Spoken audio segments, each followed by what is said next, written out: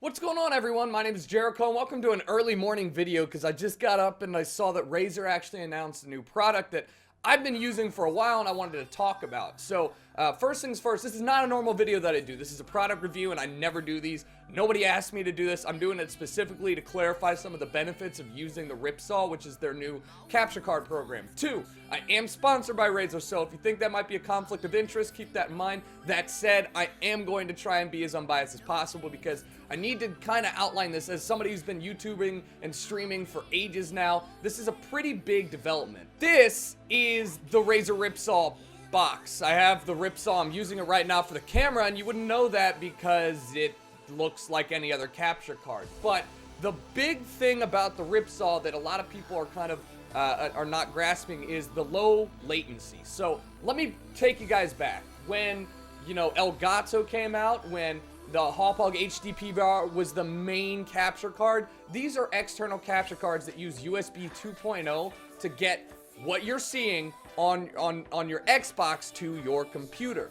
The downside is that USB 2.0 does not necessarily have the capacity to do that with low latency. And what latency means is the delay between what you see on your screen and how it appears to your stream. As a result, if you were trying to stream with any of the external capture cards prior to today with XSplit, OBS, or any streaming platform that was not their own, i.e. like the Elgato game broadcaster thing, you had a half a second to 2 second delay on the video. Your camera would be normal, your audio would be normal, your music would be normal, but everybody watching would see the gameplay half a second to 2 seconds after they heard your voice. So it basically meant that you could not stream with it. I mean, you could offset the delay on all your audio for your voice. You could offset the delay using a program for your computer's audio, but it was messy. Or you could use one of their own proprietary streaming platforms like Elgato has, but then you lose all the tools and customization that OBS and XSplit have. So for all intents and purposes, if you wanted to live stream or do complex recordings with your own software like OBS or XSplit, you could not do it with anything, period, unless you had an internal PCI capture card. This is what every streamer and most YouTubers use on a daily basis.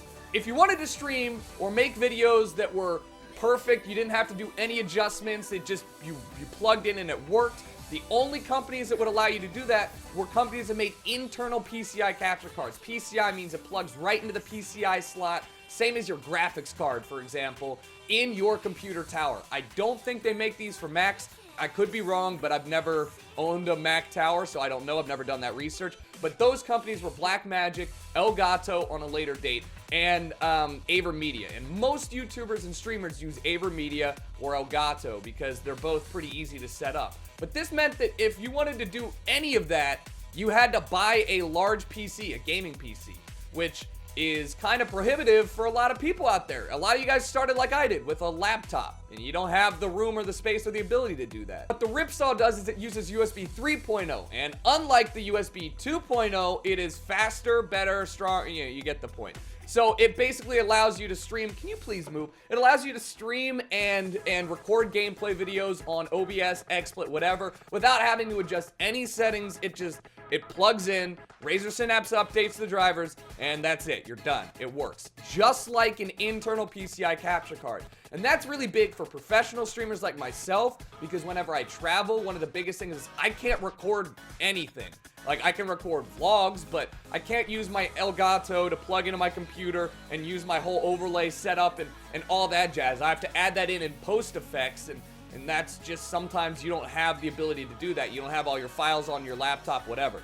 Now I can literally just plug it in, and it works. It does the same thing that my internal capture card does at home, and I'm able to stream or record videos from my laptop wherever I am. It also means that, like I said, if you are starting out with YouTube or Twitch, no longer do you have to use a PlayStation's, version of a live streaming platform or Elgato's proprietary version of their OBS software or XSplit, broadcasting software. You can use your laptop and stream like any normal professional streamer or anybody would using the Ripsaw because you just plug it in and there's no delay. It's like having an internal card. So that is why I'm so excited about it, because I've been using it for weeks, and it's shocking because We've been asking for USB 3.0 capture cards for years now, since 3.0 came out, and nobody's made one yet. So it's just kind of hilarious that finally I partner up with Razer and all of a sudden they bring out the capture card. One last thing I want to talk about before I let you guys go. The Ripsaw ships with component cables. So if you want to live stream or record old console footage, you can do that. That's fucking huge because usually you have to buy adapters and splitters and shit. So the fact that they just have that built in is really big. I mean, we have an N64 that we've been wanting to stream for ages. Think of it, drunk Mario Kart. Are you kidding?